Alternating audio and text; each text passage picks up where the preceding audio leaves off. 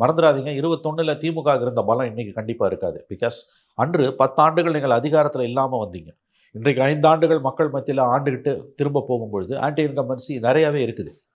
அப்போ அன்றைக்கு டிடிவிக்கு இருந்த பலம் என்ன என்பது ஒரு பக்கம் இருக்கட்டும். அன்னைக்கு திமுகவுக்கும் திமுக கூட்டணிக்கு இருந்த பலம் இன்னைக்கு இருக்கான்ற கேள்வி நீங்கள் கேட்ட கேள்விக்கான எதிர்வினையாக இருக்கிறது. ஆகவே இது இந்த மாதிரி பேசுகிறோன்னா நம்ம பேசிக்கிட்டே போகலாம். ஓகே. அடிப்படையில் டிடிவியோட ஓட் பேங்க்ன்றது ஆன்டி டிஎம்கே ஓட் பேங்க் தான். அதில் ஒரு பிரிவு ஆன்டி எடப்பாடியாக இருக்கலாம், நான் மறுக்கல.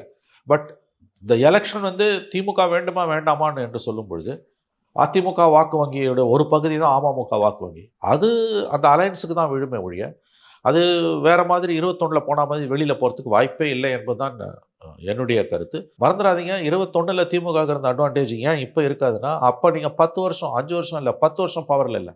இப்போ 5 வருஷம் ஆண்டுட்டு மக்கள்கிட்ட போகும்போது அதுவும் இன்னைக்கு நீங்கள் ஒன்றும் இல்லை, இன்னைக்கு பேப்பர் தினமலரை கூட எடுங்க, ஒரு ஃபுல் பேஜ் பூரா பார்த்தீங்கன்னா மாநிலம் முழுவதும் போராட்ட களமாக இருக்கிறது.